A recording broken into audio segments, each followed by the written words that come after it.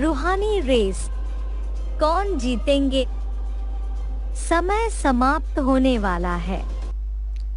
ರೂಹಾನಿ race, ಯಾರು ಗೆಲ್ತಾರೆ? ಸಮಯ ಇವಾಗ ಮುಗಿತಾ ಇದೆ. अभी ये विजय माला बन रही है ना. ಇವಾಗ ವಿಜಯಮಾಲೆ ತಯಾರಾಗ್ತಾ ಇದೆ ಅಲ್ವಾ? बुद्धि में है ना कि हम शिव बाबा को याद करके ಬುದ್ಧಿಯಲ್ಲಿದೆ ಅಲ್ವಾ, ಇವಾಗ ನಾವು ಶಿವಬಾಬನ ನೆನ್ಪು ಮಾಡಿಬಿಟ್ಟು फिर विजय माला में आवे. ಮತ್ತೆ ನಾವು ವಿಜಯಮಾಲೆಯಲ್ಲಿ ಬರ್ತೀವಿ. तो कामन दौड़ी है. ಮತ್ತು ಇದಂತೂ ಕಾಮನ್ ರೇಸ್ ಆಗಿದೆ. जैसे स्कूल में पढ़ते हैं, ಯಾವ ರೀತಿ ಸ್ಕೂಲ್ನಲ್ಲಿ ಓದ್ತಾರೆ. भाई एक किला ठोक दिया, जो स्तंभले पर पहले आएंगे और यहाँ जा करके पहले पहुँचेंगे. ಅಲ್ಲಿ ಹೊರಗಡೆ ಪ್ರಪಂಚದಲ್ಲಿ ಆಟ ಆಡುವಾಗ ಏನು ಮಾಡ್ತಾರೆ, ಒಂದು ಮಳೆ ನೋಡಿದ್ಬಿಟ್ಟು ಅಲ್ಲಿ ಒಂದು ಕಂಬ ಇಟ್ಬಿಡ್ತಾರೆ. ಎಲ್ಲರೂ ಹೋಗ್ಬಿಟ್ಟು ಅಲ್ಲಿ ಮುಟ್ಟಬೇಕು, ಯಾರು ಫಸ್ಟ್ ಹೋಗಿ ಮುಟ್ತಾರೋ ಅವ್ರು ಮೊದಲು ಅಂತಾರೆ. ऐसे नहीं थंगमले पर कोई पहले पहुँचेंगे ಆ ರೀತಿ ಎಲ್ಲ ಆ ಸ್ತಂಭದಲ್ಲಿ ಯಾರಾದರೂ ಒಬ್ಬರೇ ಹೋಗ್ತಾರೆ और ಮೊದಲು, यहाँ नहीं आएंगे. ಅಥವಾ ಮತ್ತೆ ಅವ್ರು ಬರಲ್ಲ. थंबले को पहुँच करके फिर वापस आ जाएंगे. ಆ ಸ್ತಂಭದವರೆಗೂ ತಲುಪಿಬಿಟ್ಟು ಮತ್ತೆ ವಾಪಸ್ ಬಂದುಬಿಡ್ತಾರೆ. अब जो पहले आवे. ಇವಾಗ ಯಾರು ಮೊದಲು ಬರ್ತಾರೆ. तो ये भी ऐसे ही है. ಮತ್ತು ಇದು ಸಹ ಅದೇ ರೀತಿ ಆಗಿದೆ. पहले हम दौड़ी पहनते हैं, ಮೊದಲು ನಾವು ಓಡ್ತೀವಿ, रुद्र बाबा को हाथ लगा करके ರುದ್ರ ಬಾಬನ್ಗೆ ಕೈ ಇಟ್ಬಿಟ್ಟು फिर पहले आ करके गद्दी पर बैठ जाएंगे. ಮತ್ತೆ ಮೊದಲು ಬಂದುಬಿಟ್ಟು ನಾವು ಗದ್ದಿ ಮೇಲೆ ಕುತ್ಕೊಂಡ್ಬಿಡ್ತೀವಿ. दिन तभी हो जाएगी, दिन हो जाएगा. ಆವಾಗೆ ಮತ್ತೆ ದಿನ ಆಗೋಗ್ಬಿಡುತ್ತೆ. समझते हो ना. ತಿಳ್ಕೊತೀರಾ ಅಲ್ವಾ? बरोबर ये स्कूल भी तो है ना, ಖಂಡಿತವಾಗಿ ಇದು ಸ್ಕೂಲ್ ಸಹ ಆಗಿದೆ ಅಲ್ವಾ? पाठशाला भी तो है ना. ಪಾಠಶಾಲೆನೂ ಸಹ ಆಗಿದೆ. परंतु इसमें ये गुह्य बातें. ಆದರೆ ಇದರಲ್ಲಿ ಗುಹ್ಯ ಮಾತುಗಳಿದೆ. अच्छा, अभी टाइम पूरा हो गया. ಅಚ್ಚಾ, ಇವಾಗ ಟೈಮ್ ಪೂರ್ತಿ ಆಗೋಯ್ತು. बाबा इतना ही टाइम देते हैं. ಬಾಬಾ ಇಷ್ಟೇ ಟೈಮ್ ಕೊಡ್ತಾರೆ. तुम्हारी भी तो रेस है. ನಿಮ್ಮದು ಸಹ ರೇಸ್ ಆಗಿದೆ ಅಲ್ವಾ? एक प्रकार की रेस है तुम्हारी. ಇದು ಸಹ ನಿಮ್ಮದು ಒಂದು ಪ್ರಕಾರದ ರೇಸ್ ಆಗಿದೆ. और इसमें लॉटरी भी मिलती है. ಮತ್ತು ಇದರಲ್ಲಿ ಲಾಟ್ರಿ ಸಹ ಸಿಗುತ್ತೆ. बस करना क्या है, जो जितना जास्ती योग. ಮತ್ತೆ ಅಷ್ಟೇ, ಇನ್ನೇನು ಮಾಡಬೇಕಾಗಿದೆ, ಯಾರು ಎಷ್ಟು ಜಾಸ್ತಿ ಯೋಗ ಮಾಡ್ತಾರೆ, जास्ती याद की यात्रा करते हैं, उनको इतना भारी इनाम मिलता है. ಯಾರು ಜಾಸ್ತಿ ನೆನಪಿನ ಯಾತ್ರೆಯಲ್ಲಿ ಹೋಗ್ತಾರೆ ಅವರಿಗೆ ಅಷ್ಟೇ ದೊಡ್ಡ ಪ್ರೈಸ್ ಸಿಗುತ್ತೆ. अरे कितना इनाम मिलता है, तुम ख्याल तो करो. ಅದಕ್ಕೆ ಬಾಬಾ ಹೇಳ್ತಿದ್ದಾರೆ, ನಿಮ್ಗೆ ಎಷ್ಟೊಂದು ದೊಡ್ಡ ಪ್ರೈಸ್ ಸಿಗುತ್ತೆ, ವಿಚಾರ ಆದರೂ ಮಾಡಿ. याद करो विश्व की बादशाही. ನೆನ್ಪು ಮಾಡ್ಕೊಳ್ಳಿ ವಿಶ್ವದ ಆಸ್ತಿಯನ್ನ. उस बादशाही में जल्दी जल्दी पहुंचना है. ಆ ಬಾದಶಾಹಿಯಲ್ಲಿ ಬೇಗ ಬೇಗ ತಲುಪಬೇಕಾಗಿದೆ, बहुत जल्दी जल्दी. ತುಂಬ ಬೇಗ ತಲುಪಬೇಕಾಗಿದೆ.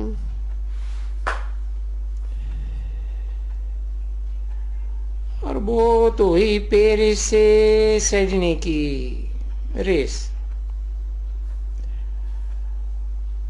वो तो बहुत छोटी रेस है. ಅದಂತೂ ಆಗಿದೆ ಪ್ಯಾಲೇಸಿಂದ ಶೃಂಗಾರ ಮಾಡ್ಕೊಳ್ಳುವಂಥ ರೇಸ್. वो तो बहुत छोटी रेस है ಅದಂತೂ ತುಂಬ ಚಿಕ್ಕ ರೇಸ್ ಆಗಿದೆ तुम्हारी रेस के मुकाबले. ನಿಮ್ಮ ರೇಸಿನ ಹೋಲಿಕೆಯಲ್ಲಿ. मना तुम्हारी तो यहाँ है नरक से स्वर्ग की रेस. ನಿಮ್ದಂತೂ ಇಲ್ಲಾಗಿದೆ ನರಕದಿಂದ ಸ್ವರ್ಗದ ರೇಸ್. पुरानी कलयुगी दुनिया से नई दुनिया सतयुग की रेस. ಈ ಹಳೆ ಪ್ರಪಂಚ ಕಲಿಯುಗದಿಂದ ಹೊಸ ಪ್ರಪಂಚ ಸತ್ಯುಗದಲ್ಲಿ ಹೋಗುವಂಥ ರೇಸ್.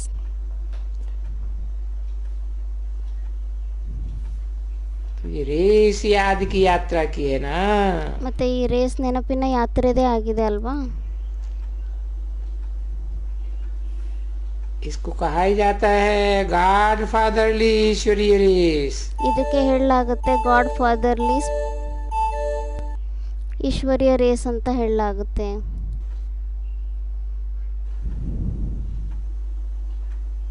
अब ये बातें तो बुद्धि में समझते हो ना। ಇವಾಗ ಈ ಮಾತುಗಳನ್ನಂತೂ ಬುದ್ಧಿಯಲ್ಲಿ ತಿಳ್ಕೊಂತೀರಾ ಅಲ್ವಾ? ये याद की मोटर है। ಇದು ನೆನಪಿನ ಮೋಟಾರ್ ಆಗಿದೆ. इनको रेस के लिए मोटर दिया था ना। ಇವರಿಗೆ ರೇಸ್ಗೋಸ್ಕರ ಮೋಟಾರ್ ಕೊಟ್ಟಿದ್ರು ಅಲ್ವಾ? हाँ बनाई ही थी ना। गवर्नर को दिया कि किसको दिया था मोटर। ಮಾಡಿದ್ರು ಅಲ್ವಾ? ಮತ್ತೆ ಆ ಮೋಟಾರ್ನ ಗವರ್ನರಿಗೆ ಕೊಟ್ಟಿದ್ದಾರೆ ಅಥವಾ ಯಾರಿಗೂ ಕೊಟ್ಟಿದ್ದಾರೆ? अरे ये देखो यात्रा करते हैं आत्माओं की यहाँ तो। ಮತ್ತೆ ನೋಡಿ ಇಲ್ಲಂತೂ ಯಾತ್ರೆಯನ್ನ ಮಾಡ್ತಾರೆ, ಆತ್ಮಗಳ ಯಾತ್ರೆಯನ್ನ. और यहाँ से है परम धाम की यात्रा। ಮತ್ತೆ ಇಲ್ಲಿಂದ ಆಗಿದೆ ಪರಮಧಾಮದ ಯಾತ್ರೆ. अरे वो घर है हमारा। ಅದಕ್ಕೆ ಬಾಬಾ ಹೇಳ್ತಿದ್ದಾರೆ, ಅರೆ ಅದಂತೂ ನಮ್ಮ ಮನೆ ಆಗಿದೆ. घर जाते हैं तो खुशी से जाना होता है ना घर में। ಭಯ ಪಡ್ತಾರೆ. ಅದಕ್ಕೆ ಬಾಬಾ ಹೇಳ್ತಾರೆ, ಅರೆ ಮನೆಗೆ ಹೋಗ್ಬೇಕು ಅಂದ್ರೆ ಖುಷಿಯಿಂದ ಹೋಗ್ಬೇಕಾಗಿದೆ ಅಲ್ವಾ ಮನೆಗೆ?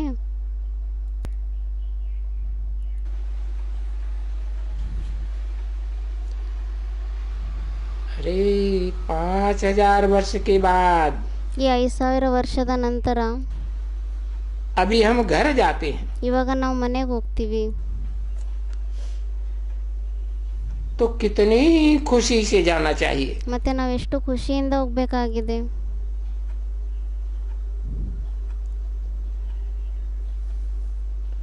वो हमारा स्वीट होम है। ಅದು ನಮ್ಮ ಸ್ವೀಟ್ ಹೋಮ್ ಆಗಿದೆ. और इस पुरानी दुनिया में कलयुगी दुनिया में तो हमने धक्का तो बहुत खाया है। ಮತ್ತೆ ಈ ಹಳೆ ಪ್ರಪಂಚದಲ್ಲಿ, ಕಲಿಯುಗಿ ಪ್ರಪಂಚದಲ್ಲಿ ನಾವು ಪೆಟ್ಟನಂತೂ ತುಂಬಾ ಅನುಭವಿಸಿದೀವಿ.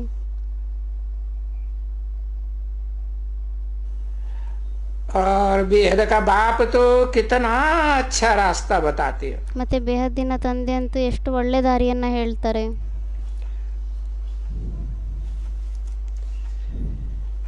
जैसे कि हूबहू ऐसी यात्रा। ಯಾವ ರೀತಿ ಹೂಬಹು ಇದೇ ರೀತಿ ಯಾತ್ರೆ ನಡೆಯುತ್ತೆ.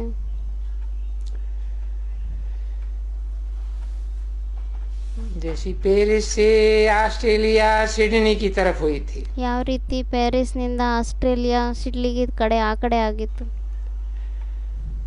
और ये तो है तुम्हारी नरक से स्वर्ग की यात्रा। ಇದಂತೂ ಆಗಿದೆ ನಿಮ್ದು ನರಕದಿಂದ ಸ್ವರ್ಗದ ಯಾತ್ರೆ. कहेंगे कि अशांति धाम से शांति धाम की यात्रा। ಹೇಳಲಾಗುತ್ತೆ ಅಶಾಂತಿ ಧಾಮದಿಂದ ಶಾಂತಿಧಾಮದ ಯಾತ್ರೆ. तो बस इस बेहद की यात्रा में ही लगा रहना चाहिए। ಮತ್ತೆ ಈ ಬೇಹದ್ದಿನ ಯಾತ್ರೆಯಲ್ಲೇ ಯಾವಾಗಲೂ ತೊಡಗಿರ್ಬೇಕು.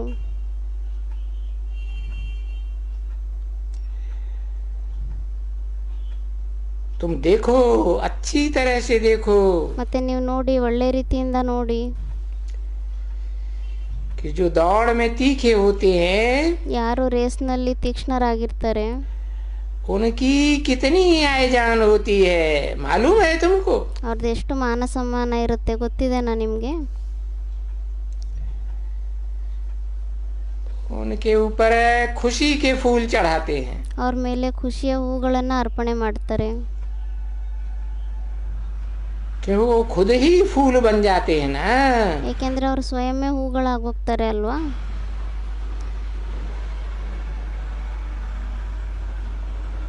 वो फूल फिर बहुत शोभते हैं। ಆ ಹೂಗಳು ಮತ್ತೆ ತುಂಬಾ ಶೋಭಾಯಮಾನವಾಗಿರುತ್ತೆ.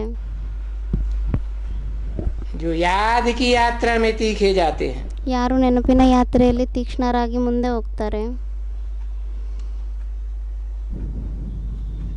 तब ही बाप आकर कहते हैं बच्चों को लकी सितारो। ಅವಾಗೆ ತಂದೆ ಬಂದ್ಬಿಟ್ಟು ಹೇಳ್ತಾರೆ ಮಕ್ಕಳಿಗೆ, ಲಕ್ಕಿ ನಕ್ಷತ್ರಗಳೇ देखो ये भी बच्चा है ना, ನೋಡಿ ಇವರು ಸಹ ಮಗು ಆಗಿದ್ದಾರೆ ಅಲ್ವಾ.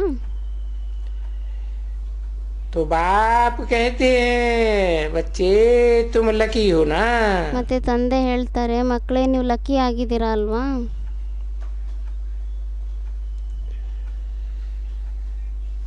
और जो जो भी दौड़ी पहनते हैं इस रेस की, ಮತ್ತೆ ಯಾರ್ಯಾರು ಈ ರೇಸ್ನ ಆಟವನ್ನು ಆಡ್ತಾರೆ,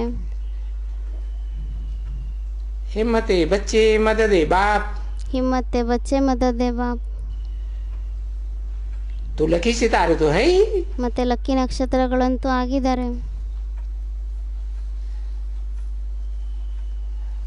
और हाँ है भी वो शिव बाबा का। ಮತ್ತೆ ಅವರು ಸಹ ಶಿವಬಾಬನ ಮಕ್ಕಳೇ ಆಗಿದ್ದಾರೆ. और वो ऐसे शिव बाबा का बच्चा है जैसे ಮತ್ತೆ ಅವ್ರು ಆ ರೀತಿ ಶಿವಬಾಬನ ಮಕ್ಕಳಾಗಿದ್ದಾರೆ. थंबला लगाते हैं ना रेस में। ಯಾವ ರೀತಿ ರೇಸ್ನಲ್ಲಿ ಥಂಬಲ ಹಾಕ್ತಾರೆ ಅಲ್ವಾ.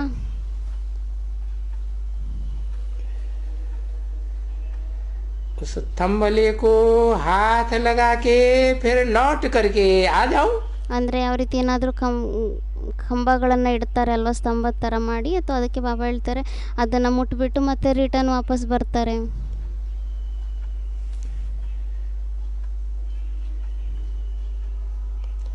तो ये शिव बाबा है भी जैसे थंबला। ಮತ್ತೆ ಈ ಶಿವಬಾಬನು ಸಹ ಒಂದು ಪ್ರಕಾರದಲ್ಲಿ ಆ ಸ್ತಂಭ ಆಗಿದ್ದಾರೆ. जितना तीव्र करो, ಪುರುಷಾರ್ಥವನ್ನು ಅಷ್ಟು ತೀವ್ರವಾಗಿ ಮಾಡಿ, जो लास्ट सो फास्ट हो जाओ। ಅದರಿಂದ ನೀವು ಲಾಸ್ಟ್ ಸೋ ಫಾಸ್ಟ್ ಆಗಿಬಿಡ್ಬೇಕು, ಅಷ್ಟು ತೀವ್ರ ಪುರುಷಾರ್ಥವನ್ನು ಮಾಡಿ. और फास्ट सो फर्स्ट नंबर में आ जाओ। ಮತ್ತೆ ಫಾಸ್ಟ್ ಸೋ ಫಸ್ಟ್ ನಂಬರ್ನಲ್ಲಿ ಬಂದ್ಬಿಡಿ. क्योंकि अभी चेयर्स का गेम चल रहा है। ಯಾಕೆಂದರೆ ಇವಾಗ ಚೇರ್ಸಿನ ಆಟ ನಡೀತಾ ಇದೆ. कुर्सी दौड़ होती है ना, हैं? ಯಾವ ರೀತಿ ಚೇರ್ಸಿಂದ ಆಟ ಇರುತ್ತೆ ಅಲ್ವಾ. तो ये पहले पहले 8 कुर्सियां खाली है। ಮತ್ತೆ ಇವಾಗ ಮೊಟ್ಟ ಮೊದಲು 8 ಚೇರ್ಗಳು ಖಾಲಿ ಇದೆ. 8 कुर्सियों की बड़ी भारी दौड़ हो रही है। 8 ಕುರ್ಸಿಗಳು ತುಂಬ ಚೆನ್ನಾಗಿ ಫಾಸ್ಟ್ ಆಟ ನಡೀತಾ ಇದೆ, ಓಡೋದು. इस कुर्सी दौड़ में पहले पहले नंबर में आ जाओ। ಈ ಕುರ್ಸಿ ಆಟದಲ್ಲಿ ಮೊಟ್ಟ ಮೊದಲನೇ ನಂಬರ್ನಲ್ಲಿ ಬಂದ್ಬಿಡಿ.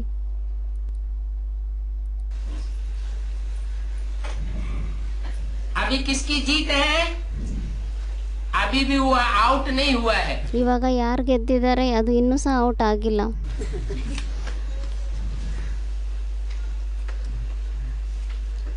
लेट तो आए हो, ಲೇಟಾಗಂತೂ ಬಂದಿದ್ದೀರಾ, लेकिन फास्ट चलने से पहुंच जाएंगे। ಆದರೆ ಫಾಸ್ಟಾಗಿ ನಡೆಯೋದ್ರಿಂದ ತಲುಪಿಬಿಡ್ತೀರಾ. कब पहुंच जाएंगे? ಯಾವಾಗ ತಲುಪಿಬಿಡ್ತೀರಾ?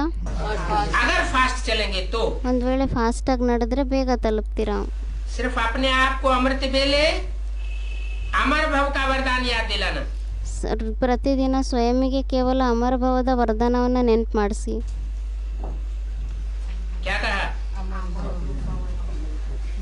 पहली बार तो आए हैं, ಏನಂತ ಹೇಳಿದ್ರು, ಮೊದಲನೇ ಸತಿ ಅಂತೂ ಬಂದಿದ್ದೀರಾ, लेकिन क्या पक्का करना है ಆದರೆ ಏನು ಪಕ್ಕ ಮಾಡ್ಕೋಬೇಕಾಗಿದೆ?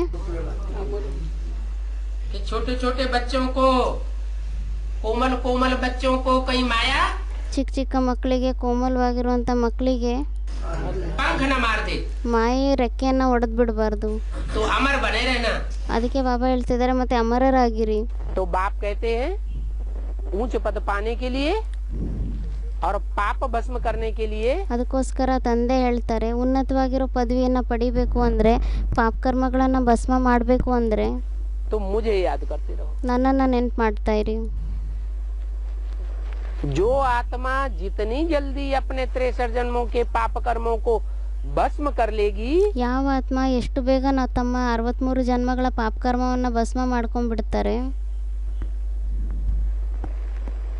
उतना ही ऊंची कुर्सी को प्राप्त कर लेगी। ಅಷ್ಟೇ ಅದು ಉನ್ನತವಾಗಿರೋ ಕುರ್ಸಿಯನ್ನು ಪಡ್ಕೊಂಡ್ಬಿಡ್ತಾರೆ. जैसे कुर्सी दौड़ होती है, ಯಾವ ರೀತಿ ಕುರ್ಸಿಯಲ್ಲಿ ಆಟ ಆಡೋದಿರುತ್ತೆ, ಚೇರ್ನಲ್ಲಿ कुर्सियां रखी हुई हैं खाली, ಖಾಲಿ ಕುರ್ಸಿಗಳನ್ನು ಇಟ್ಟಿರ್ತಾರೆ, चारों तरफ दौड़ रहे हैं, 4 ಕಡೆ ಓಡ್ತಾ ಇರ್ತಾರೆ. दौड़ते दौड़ते सीटी बजी और जिसने कुर्सी ले ली। ಓಡ್ತಾ ಓಡ್ತಾ ಏನಾಗುತ್ತೆ, ಯಾವಾಗ ಸಿಟಿ ಹೊಡಿತಾರೆ ಆವಾಗ ಯಾರ್ಯಾರು ಯಾವ ಕುರ್ಸಿಯನ್ನು ಇಟ್ಕೊಂಡ್ಬಿಡ್ತಾರೋ ಅಲ್ಲೂ ಕುತ್ಕೊಂಡ್ಬಿಡ್ತಾರೆ. तो जैसे उसको पद मिल गया। ಮತ್ತು ಅವ್ರಿಗೆ ಒಂದು ಪ್ರಕಾರದಲ್ಲಿ ಆ ಪದವಿ ಸಿಕ್ಬಿಡುತ್ತೆ. अब जो बाद में रह गए हो गए। ಮತ್ತು ಯಾರು ಆಮೇಲೆ ಉಳ್ಕೊಂಡ್ಬಿಡ್ತಾರೋ ಅವ್ರು ಹೋಗ್ಬಿಡ್ತಾರೆ. तो ऐसे ही ಮತ್ತು ಅದೇ ರೀತಿ दौड़ने वाले कितने होंगे? ಅದೇ ರೀತಿ ಓಡೋರು ಸಹ ಇಲ್ಲಿ ಎಷ್ಟು ಜನ ಇರ್ತಾರೆ? कितने हैं दौड़ने वाले? ಎಷ್ಟು ಜನ ಇದ್ದಾರೆ ಓಡುವಂಥವ್ರು? 4.5 लाख 4.5 ಲಕ್ಷ ಆಗಿದ್ದಾರೆ प्रैक्टिकल में। ಪ್ರಾಕ್ಟಿಕಲ್ನಲ್ಲಿ ಓಡುವಂಥವ್ರು. और पहली दौड़ होती है तो कुर्सी 1 ಮತ್ತು ಮೊದಲನೇ ಆಟ ಆರಂಭ ಆದರೆ ಕುರ್ಸಿ ಒಂದೇ ಇರುತ್ತೆ या 2 ಅಥವಾ 2 ಇರುತ್ತೆ. और सीटी बजी कोई तो 2 बैठेंगे। ಇವಾಗ ಸಿಟಿ ಹೊಡೆದಾಗ ಯಾರಾದರೂ ಇಬ್ಬರಾದರೂ ಕುತ್ಕೊಂತಾರೆ ಅಲ್ವಾ? जो बैठ गए सो बैठ गए। ಯಾರು ಕುತ್ಕೊಂಡ್ಬಿಡ್ತಾರೋ ಅವ್ರು ಕುತ್ಕೊಂಡ್ಬಿಡ್ತಾರೆ. फिर दोबारा दौड़ शुरू होती है। ಮತ್ತೆ ಇನ್ನೊಂದ್ಸತಿ ಆಟ ಆರಂಭ ಆಗುತ್ತೆ. कुर्सी रखी गई 3। ಕುರ್ಸಿ 3 ಚೇರ್ಗಳನ್ನು ಇಡ್ತಾರೆ. त्रिमूर्ति है ना। ತ್ರಿಮೂರ್ತಿ ಆಗಿದೆ ಅಲ್ವಾ? सीटी बजी और जिन्होंने पहले 3 कुर्सियों पर बैठ गए उनकी पवार। ಅದಕ್ಕೆ ಹೇಳ್ತಾರೆ ಮತ್ತೆ ಅವಾಗೂ ಅದೇ ಥರ ತ್ರಿಮೂರ್ತಿಗಳಿದ್ದಾರೆ ಅಲ್ವಾ? 3 ಕುರ್ಸಿಯನ್ನು ಇಡಲಾಗುತ್ತೆ. ಆವಾಗ ಮತ್ತೆ ಸಿಟಿ ಹೊಡೆಯಲಾಗುತ್ತೆ. ಆವಾಗ ಯಾರು ಯಾವ 3 ಜನ ಆ ಕುರ್ಸಿ ಮೇಲೆ ಕುತ್ಕೊಂತಾರೋ ಅವ್ರದ್ದು ಸೀಟ್ ಫಿಕ್ಸ್ ಆಗೋಗ್ಬಿಡುತ್ತೆ. फिर तीसरी बार दौड़ हुई। ಮತ್ತೆ 3ನೇ ಸತಿ ಆಟ ನಡೆಯುತ್ತೆ. सीटी बजी 8 कुर्सियां रखी हुई है। ಸಿಟಿಯನ್ನು ಹೊಡಿತಾರೆ ಮತ್ತು ಅದರಲ್ಲಿ 8 ಕುರ್ಸಿಗಳನ್ನು ಇಟ್ಟಿರ್ತಾರೆ. अब जो बैठ गए सो बैठ गए। ಇವಾಗ ಯಾರು ಕುತ್ಕೊಂಡ್ಬಿಡ್ತಾರೋ ಅವ್ರು ಕುತ್ಕೊಂಡ್ಬಿಡ್ತಾರೆ. ಮತ್ತೆ अव्यक्तवाणी में तो बोल दिया ना ಅವ್ಯಕ್ತವಾಣಿಯಲ್ಲಂತೂ ಹೇಳ್ಬಿಟ್ಟಿದ್ದಾರೆ ಅಲ್ವಾ? कि ऐसे नहीं धोखे में रहना ಈ ರೀತಿ ಎಲ್ಲ ನೀವು ಮೋಸದಲ್ಲಿರಬೇಕು ಅಂತ. कि 1 कुर्सी की दौड़ हुई थी और 3 कुर्सियों की दौड़ हुई थी 1 ಚೇರಿಂದ ಆಟ ಆಗಿತ್ತು ಓಡೋದು, ಮತ್ತೆ 3 ಚೇರಿಂದು ಆಗಿತ್ತು. तो बहुत लंबा टाइम लग गया था ಮತ್ತೆ ತುಂಬ ಜಾಸ್ತಿ ಟೈಮ್ ಹಿಡಿದ್ಬಿಟ್ಟಿತ್ತು. सीटी बजने में। ಸಿಟಿ ಹೊಡೆಯೋದ್ರಲ್ಲೇನು ಜಾಸ್ತಿ ಟೈಮ್ ಉಳಿದಿತ್ತು ಅಂತ ಅನ್ಕೋಬೇಡಿ. ये 8 कुर्सियों की दौड़ में लंबा टाइम नहीं लगेगा। ಈ 8 ಕುರ್ಸಿಗಳ ಓಡೋದು ಆಟ ಏನಿದೆ ಇದರಲ್ಲಿ ಜಾಸ್ತಿ ಟೈಮ್ ಏನು ಹಿಡಿಯೋದಿಲ್ಲ. जितना लंबा टाइम पहले लग गया ಎಷ್ಟು ಜಾಸ್ತಿ ಟೈಮ್ ಮೊದಲು ಹಿಡಿತೋ ಅಷ್ಟು ಹಿಡಿಯೋದಿಲ್ಲ. अभी जल्दी से सीटी बजेगी ಇವಾಗ ತುಂಬ ಬೇಗ ಸಿಟಿ ಹೊಡಿತಾರೆ. तो बैठने वाले बैठते हैं, ಅವಾಗ ಮತ್ತೆ ಕುತ್ಕೊಳ್ಳೋವಂಥವ್ರು ಕುತ್ಕೊಂತಾರೆ, रह जाने वाले रह जाते हैं। 108 ಉಳ್ಕೊಳ್ಳೋವಂಥವ್ರು ಉಳ್ಕೊಂಡ್ಬಿಡ್ತಾರೆ. की वो भी कुर्सी दौड़ होनी है। 108ರದ್ದು ಸಹ ಕುರ್ಸಿ ಆಟ ನಡಿಬೇಕಾಗಿದೆ. जो बैठ गए कर्म बंधन खलास कर लिए। ಯಾರು ಕರ್ಮ ಬಂಧನವನ್ನು ನಷ್ಟ ಮಾಡ್ಕೊಂಡ್ಬಿಡ್ತಾರೆ, ಯಾರು ಕುತ್ಕೊಂಡ್ಬಿಡ್ತಾರೆ. याद की यात्रा में तीखी हो गए ಯಾರು ನೆನಪಿನ ಯಾತ್ರೆಯಲ್ಲಿ ತೀಕ್ಷ್ಣರಾಗಿ ಹೋಗ್ತಾರೆ, तो पद पा लिया। ಮತ್ತೆ ಅವ್ರ ಪದವಿಯನ್ನು ಪಡ್ಕೊಂಡ್ಬಿಡ್ತಾರೆ. हर धर्म में हर प्रकार की माला में ಪ್ರತಿಯೊಂದು ಧರ್ಮದಲ್ಲಿ ಪ್ರತಿಯೊಂದು ಮಾಲೆಯಲ್ಲಿ उनकी यादगार चलती रहेगी। ಅವ್ರ ನೆನಪಾರ್ಥಗಳು ನಡೀತಾ ಇರುತ್ತೆ. लोग उन माला के मणकों को आत्माओं को सिमरन करते रहेंगे जन्म जन्मांतर। ಜನಗಳು ಆ ಮಾಲೆ ಮಣಿಗಳನ್ನು ಆತ್ಮಗಳನ್ನು ಜನ್ಮ ಜನ್ಮಾಂತರ ಸ್ಮರಣೆ ಮಾಡ್ತಾ ಇರ್ತಾರೆ. और अभी भी दुनिया की नजरों में बहुत ऊंचे बनने वाले हैं। ಮತ್ತೆ ಇವಾಗೂ ಸಹ ಪ್ರಪಂಚದವ್ರ ದೃಷ್ಟಿಯಲ್ಲಿ ಅವರು ತುಂಬ ಶ್ರೇಷ್ಠ ಆಗುವಂಥವ್ರಾಗಿದ್ದಾರೆ. नाटक होता है, ಯಾವ ರೀತಿ ನಾಟಕ ಇರುತ್ತೆ, एक्टर्स होते हैं, ಆ ನಾಟಕದಲ್ಲೂ ಸಹ ಆ್ಯಕ್ಟರ್ಸ್ಗಳಿರ್ತಾರೆ. रंगमंच पर ನಾಟ್ಯ ಮಂಚದಲ್ಲಿ तो कोई गधे का पार्ट बजाता है, कोई हीरो हीरोइन का पार्ट बजाते हैं। ಕೆಲವರು ಕತ್ತೆಯ ಪಾತ್ರ ಮಾಡ್ತಾರೆ, ಕೆಲವರು ಹೀರೋ ಹೀರೋಯಿನ್ನ ಪಾತ್ರವನ್ನು ಮಾಡ್ತಾರೆ. लेकिन सबकी नजर किसके ऊपर रहती है? ಆದರೆ ಎಲ್ಲರ ದೃಷ್ಟಿ ಯಾರ ಮೇಲೆ ಇರುತ್ತೆ? है हीरो हीरोइन के ऊपर। ಹೀರೋ ಹೀರೋಯಿನಿನ ಮೇಲೇನೆ ಇರುತ್ತೆ ದೃಷ್ಟಿ. तो ऐसे ही ये 9 लाख सितारे हैं। ಮತ್ತೆ ಅದೇ ರೀತಿ ಇದು 9 ಲಕ್ಷ ನಕ್ಷತ್ರಗಳಾಗಿದ್ದಾರೆ. उन 9 लाख सितारों में 4.5 लाख सितारे तो तुम हो। ಮತ್ತೆ ಆ 9 ಲಕ್ಷ ನಕ್ಷತ್ರಗಳಲ್ಲಿ 4.5 ಲಕ್ಷ ನಕ್ಷತ್ರಗಳಂತೂ ನೀವೇ ಆಗಿದ್ದೀರಾ. जो हीरो पार्टधारी बनते हो, ನೀವೇ ಮತ್ತೆ ಹೀರೋ ಪಾತ್ರಧಾರಿಗಳಾಗ್ತೀರಾ. जो संगम युग में अपने अस्तित्व को सूर्य ज्ञान सूर्य के अस्तित्व में मर्ज कर देते हैं. ಯಾರು ಈ ಸಂಗಮ ಯುಗದಲ್ಲಿ ತಮ್ಮ ಪ್ರಕಾಶವನ್ನು ಜ್ಞಾನ ಸೂರ್ಯನ ಪ್ರಕಾಶದಲ್ಲಿ ಮರ್ಜ್ ಮಾಡಿಬಿಡ್ತಾರೆ.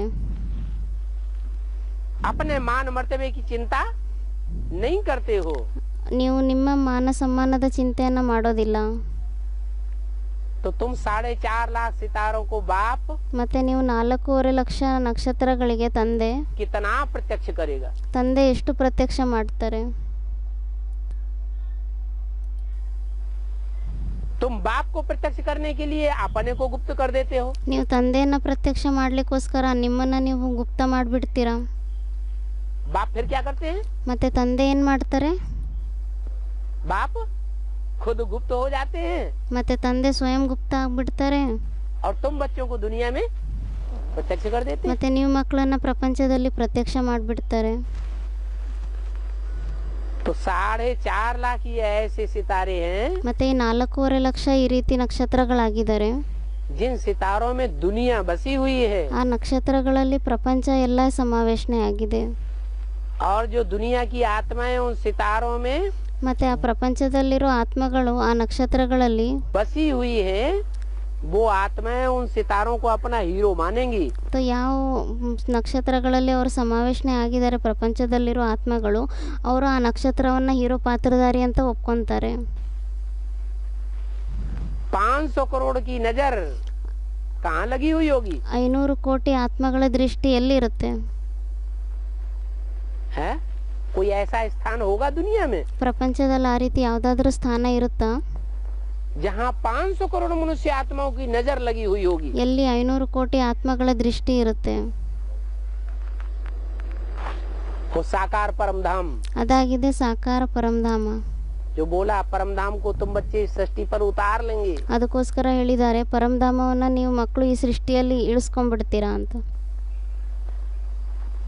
उस साकार परम धाम में ಆ ಸಾಕಾರ ಪರಮಧಾಮದಲ್ಲಿ 4.5 लाख सितारे 4.5 ಲಕ್ಷ ನಕ್ಷತ್ರಗಳು तपस्या में बैठे हुए होंगे. ತಪಸ್ಸಿನಲ್ಲಿ ಕೂತಿರ್ತಾರೆ.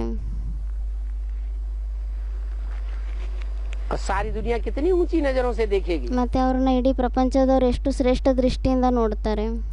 फाइनल पेपर क्या है? ಫೈನಲ್ ಪೇಪರ್ ಏನಾಗಿದೆ? नष्ट मोह स्मृति लब्धा. ನಷ್ಟೋ ಮೋಹ ಸ್ಮೃತಿ ಲಬ್ಧ.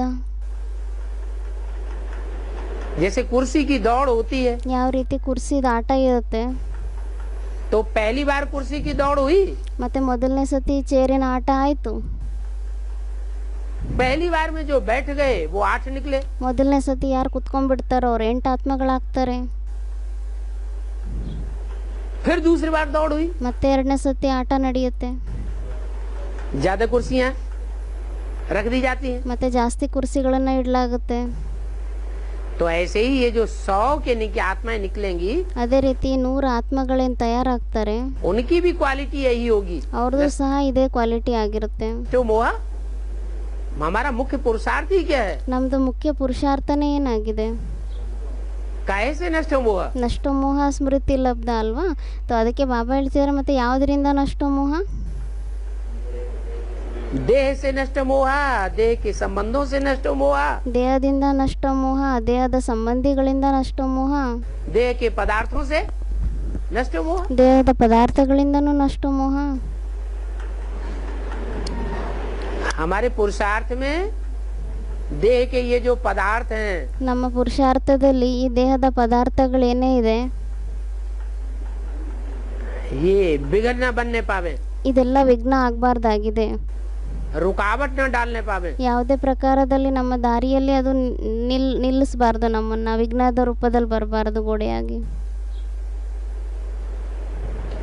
देह के जो संबंधी हैं, ದೇಹದ ಏನು ಸಂಬಂಧಿಗಳಾಗಿದ್ದಾರೆ वो संबंधी लौकिक दुनिया के भी हो सकते हैं. ಆ ದೇಹದ ಸಂಬಂಧಿಗಳು ಲೌಕಿಕ ಪ್ರಪಂಚದವರು ಸಹ ಆಗ್ಬೋದಾಗಿದೆ, बेसिक दुनिया के भी हो सकते हैं. ಬೇಸಿಕ್ ಪ್ರಪಂಚದವರು ಆಗ್ಬೋದಾಗಿದೆ. और वो क्या इस एडवांस पार्टी में भी वो देह के संबंधी हो सकते हैं। ಈ ಅಡ್ವಾನ್ಸ್ ಪಾರ್ಟಿಯಲ್ಲೂ ಸಹ ದೇಹದ ಸಂಬಂಧಿಗಳಾಗ್ಬೋದಾಗಿದೆ. जिनसे हम देह का संबंध जोड़ लेते हैं। ಯಾರ ಜೊತೆ ನಾವು ದೇಹದ ಸಂಬಂಧಗಳನ್ನ ಜೋಡಿಸ್ಕೊಂಡ್ಬಿಡ್ತೀವಿ. अभी संबंध जोड़ने का टाइम चल रहा है ಇವಾಗ ಸಂಬಂಧವನ್ನ ಜೋಡಿಸುವಂತ ಟೈಮ್ ನಡೀತಾ ಇದೆನಾ, या तोड़ने का टाइम चल रहा है? ಅಥವಾ ಅದನ್ನ ತುಂಡು ಮಾಡೋ ಟೈಮ್ ನಡೀತಾ ಇದೆ, ಬಿಡುವಂತ ಟೈಮ್ ನಡೀತಾ ಇದೆನಾ? है तोड़ने का टाइम चल रहा है। ಇವಾಗ ಸಂಬಂಧಗಳನ್ನ ಬಿಡೋ ಟೈಮ್ ನಡೀತಾ ಇದೆ. और तोड़ने के टाइम कोई जोड़ना शुरू कर दे, ಇವಾಗ ಬಿಡೋ ಟೈಮ್ನಲ್ಲಿ ಯಾರಾದರೂ ಜೋಡಿಸ್ಲಿಕ್ಕೆ ಆರಂಭ ಮಾಡಿಬಿಟ್ರೆ तो ज्यादा पक्का संबंध जुड़ जाएगा ಮತ್ತೆ ಜಾಸ್ತಿ ಪಕ್ಕ ಸಂಬಂಧ ಸೇರ್ಕೊಂಡ್ಬಿಡುತ್ತಾ, या कच्चा रह जाएगा ಅಥವಾ ಅಪರಿಪಕ್ವ ಆಗೋಗುತ್ತಾ, और ही ज्यादा पक्का जुड़ जाएगा। ಇನ್ನೂ ಜಾಸ್ತಿ ಪಕ್ಕ ಆಗೋಗ್ಬಿಡುತ್ತೆ. इसलिए बोला कि लौकिक दुनिया की होती है लोहे की जंजीरें, ಅದಕ್ಕೋಸ್ಕರ ಹೇಳಿದ್ದಾರೆ ಲೌಕಿಕ ಪ್ರಪಂಚದಾಗಿರುತ್ತೆ ಕಬ್ಬಿಣದ ಸರಪಣಿಗಳು, संबंध। ಸಂಬಂಧಗಳು. और ब्राह्मणों की दुनिया में ಮತ್ತೆ ಬ್ರಾಹ್ಮಣರ ಪ್ರಪಂಚದಲ್ಲಿ सोने की जंजीरें होती हैं। ಇಲ್ಲಿ ಚಿನ್ನದ ಸರಪಣಿಗಳಿರುತ್ತೆ. और यहाँ एडवांस में सोने के साथ हीरे भी जुड़े हुए हैं। ಮತ್ತೆ ಇಲ್ಲಿ ಇವಾಗ ಅಡ್ವಾನ್ಸ್ ಪಾರ್ಟಿಯಲ್ಲಂತೂ ಚಿನ್ನದ ಜೊತೆ ಜೊತೆ ವಜ್ರನೂ ಸಹ ಸೇರ್ಕೊಂಡಿದೆ. ये और ज्यादा कास्टली है। ಇದು ಇನ್ನೂ ಜಾಸ್ತಿ ಕಾಸ್ಟ್ಲಿ ಆಗಿದೆ. हीरा जल्दी टूटता है या सोना जल्दी टूटता है? ವಜ್ರ ಜಲ್ದಿ ಬೇಗ ಮುರಿಯುತ್ತಾ ಅಥವಾ ಚಿನ್ನ ಜಾಸ್ತಿ ಬೇಗ ಮುರಿಯುತ್ತಾ, या लोहा ज्यादा जल्दी टूटने वाला और मोल्ड होने वाला होता है? ಅಥವಾ ಕಬ್ಬಿಣ ಬೇಗ ಮುರಿಯುವಂಥದ್ದು ಜಾಸ್ತಿ ಮೋಲ್ಡ್ ಆಗುವಂಥದ್ದಾಗಿರುತ್ತಾ?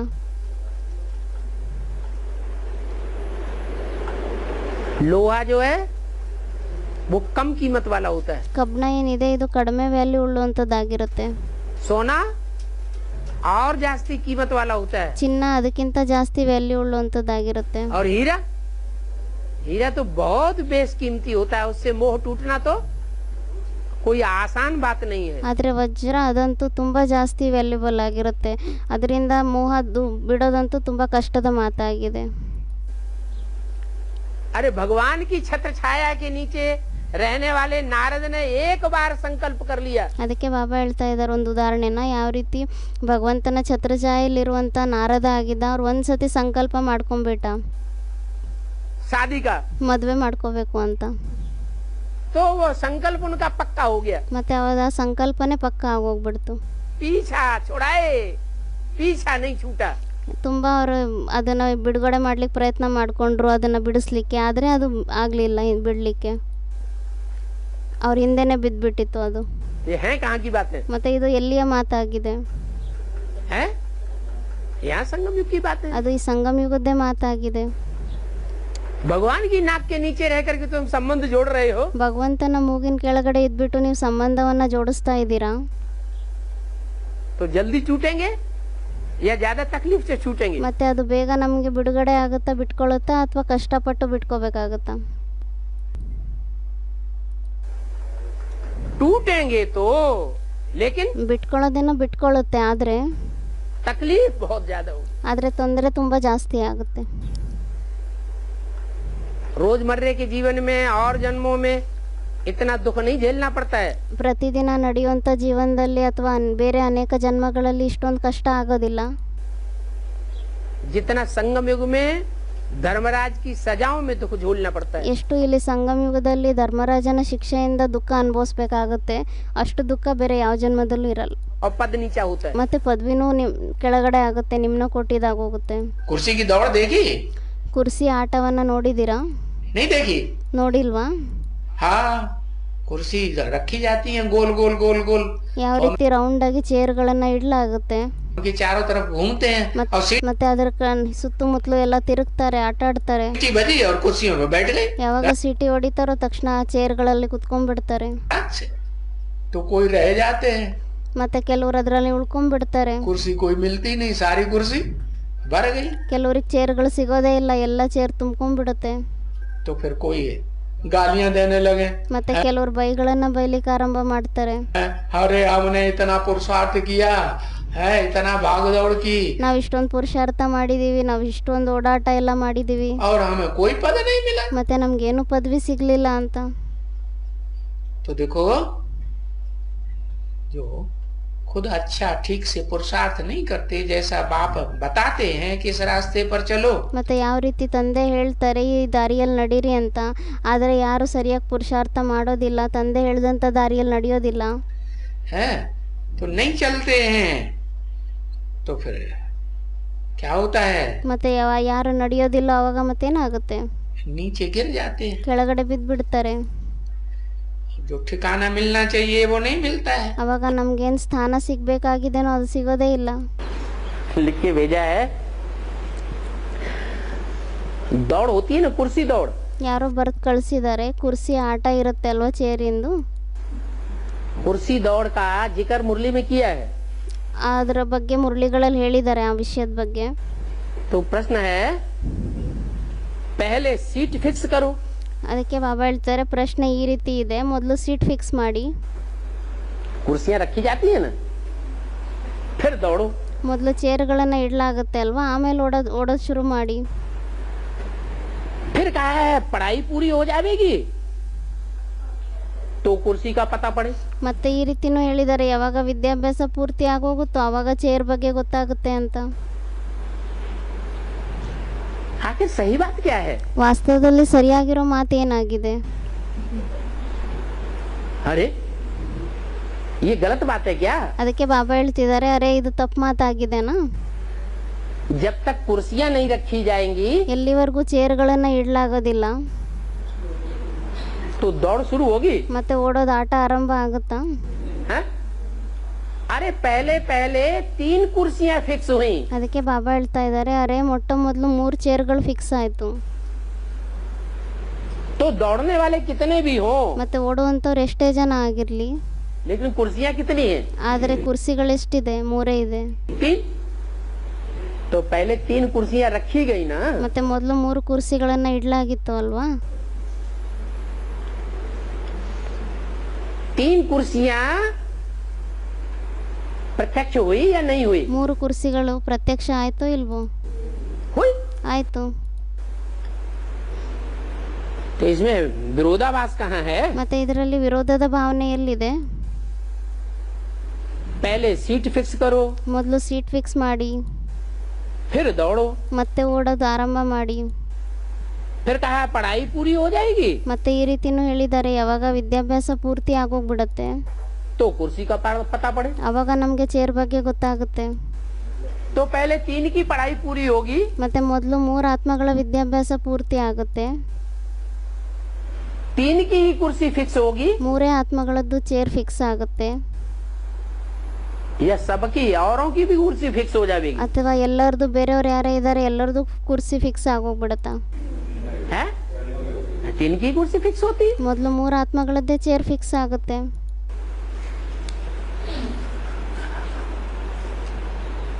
क्रॉस क्वेश्चन हो किसी का तो बोले. ಯಾರ್ದಾದ್ರೂ ಕ್ರಾಸ್ ಕ್ವಶನ್ ಇದ್ರೆ ಹೇಳಿ. ಮತ್ತೆ अरे कोई माता को सिखा के रखा करो पहले से. ಅದಕ್ಕೆ ಬಾಬಾ ಹೇಳ್ತಿದ್ದಾರೆ, ಅರೆ ಯಾವ್ದಾದ್ರು ಮಾತೆರಿಗೆ ಮೊದಲಿಂದಾನೇ ಕಲಿಸ್ಬಿಟ್ಟಿಡಿ. ऐसे होगा कि अभी कुर्सी फिक्स तो हुई नहीं, अभी तोड़ने का क्या फायदा अभी से, ऐसे ना हो. ಅವ್ರು ಹೇಳ್ತಾ ಇದ್ದಾರೆ, ಬಾಬಾ ಇವಾಗಿನ್ನೂ ಕುರ್ಸಿಗಳಂತೂ ಫಿಕ್ಸೇ ಆಗಿಲ್ಲ, ಮತ್ತೆ ಇವಾಗಿಂದಾನೇ ಓಡೋದ್ರಿಂದ ಏನು ಲಾಭ ಇದೆ ಅಂತ ಹೇಳ್ತಾ ಇದ್ದಾರೆ. इसे तोड़ लगाने का थक जाए बाद में कुर्सी पर वो जल्दी तोड़ के बैठते. ಅವ್ರು ಹೇಳ್ತಾರೆ, ಇನ್ನು ಕುರ್ಸಿನೇ ಇಟ್ಟಿಲ್ಲ, ಇವಾಗಿಂದಾನೇ ಓಡೋಕೆ ಆರಂಭ ಮಾಡಿಬಿಟ್ರೆ ಮತ್ತೆ ಸುಸ್ತಾಗಿ ಹೋಗ್ಬಿಡ್ತಾರೆ, ಕುರ್ಸಿ ಇಡೋ ಅಷ್ಟೊತ್ತಿಗೆ ಮೊದಲೇ ಕುತ್ಕೊಂಡ್ಬಿಡ್ತಾರೆ ಕೆಳಗಡೆ ಅಂತ. इन्होंने अभी पढ़ाई एडवांस की पढ़ी ही नहीं. ಅದಕ್ಕೆ ಬಾಬಾ ಹೇಳ್ತಿದ್ದಾರೆ, ಇವರಂತೂ ಅಡ್ವಾನ್ಸಿನ ವಿದ್ಯಾಭ್ಯಾಸವನ್ನ ಇನ್ನೂ ಓದೇ ಇಲ್ಲ. अरे 98-99 में ही अव्यक्तवाणी में बोल दिया. ಅದಕ್ಕೆ ಬಾಬಾ ಹೇಳ್ತಿದ್ದಾರೆ, ಅರೆ 98-90ರಲ್ಲೇ ಮುರಳಿಯಲ್ಲಿ ಹೇಳ್ಬಿಟ್ಟಿದ್ದಾರೆ. हाँ ब्रह्मा कुमारी में बैठे रहते हो क्या? ಅದಕ್ಕೆ ಬಾಬಾ ಕೇಳ್ತಿದ್ದಾರೆ, ಏನು ಬ್ರಹ್ಮಕುಮಾರಿಯವರಲ್ಲಿ ಕುತ್ಕೊಂಡಿರ್ತೀರಾ ಏನು ನೀವು? हैं? तो फिर अव्यक्तवाणी में सन 98-99 में ही बोल दिया. 98-98ರಲ್ಲೇ ಅವ್ಯಕ್ತವಾಣಿಯಲ್ಲಿ ಹೇಳ್ಬಿಟ್ಟಿದ್ದಾರೆ, 3 कुर्सियां फिक्स हुई हैं. 3 ಕುರ್ಸಿಗಳು ಫಿಕ್ಸ್ ಆಗಿದೆ ಅಂತ. क्या नाम भी दे दिया. ಹೆಸರು ಸಹ ಕೊಟ್ಬಿಟ್ಟಿದ್ದಾರೆ, ब्रह्मा, बाप और जगदम्बा. ಬ್ರಹ್ಮ, ತಂದೆ ಮತ್ತೆ ಜಗದಂಬ. तीसरा नंबर. 3ನೇ ನಂಬರ್. आप कह रहे कुर्सियां फिक्स ही नहीं हुई. ನೀವು ಹೇಳ್ತಾ ಇದ್ದೀರಾ ಕುರ್ಸಿಗಳು ಫಿಕ್ಸೇ ಆಗಿಲ್ಲ ಅಂತ. जैसे पहले की बात, मैं 99 में गया था बीकानेर जी, कहते हैं मैं 98 में नहीं गया, मैं तो 99 में, मुझे क्या पता। ಅವ್ರು ಹೇಳ್ತಾರೆ ನಾನಂತೂ 98ರಲ್ಲಿ ಹೋಗಿಲ್ಲ, 99ರಲ್ಲಿ ಹೋಗಿದ್ದೆ BKಯಲ್ಲಿ, ಅದಕ್ಕೆ ನಮ್ಗೇನು ಗೊತ್ತು ಅಂತಿದ್ದಾರೆ ಬಾಬಾ. फिक्स हुई कि नहीं? ಬಾಬಾ ಹೇಳ್ತಾರೆ ನಮ್ಗೇನು ಗೊತ್ತು ಫಿಕ್ಸ್ ಆಗಿತ್ತೋ ಇಲ್ವೋ ಅಂತ. मुझे पता करने की भी दरकार नहीं। ನನಗೆ ತಿಳ್ಕೊಳ್ಳೋಂಥ ಅವಶ್ಯಕತೆನೂ ಇಲ್ಲ. फिर पूरी खाओ, हटन रहो। ಅದಕ್ಕೆ ಬಾಬಾ ಹೇಳ್ತಿದ್ದಾರೆ ಪಾಯಸ ಮತ್ತು ಪುರಿನ ತಿನ್ನಿ, ಚೆನ್ನಾಗಿರಿ, ಸ್ವಸ್ಥವಾಗಿ. ये घुड़दौड़ है, ಇದು ಕುದುರೆ ಆಟ ಆಗಿದೆ, आत्मा रूपी अश्व है। ಆತ್ಮರೂಪಿ ಕುದುರೆ ಆಗಿದೆ.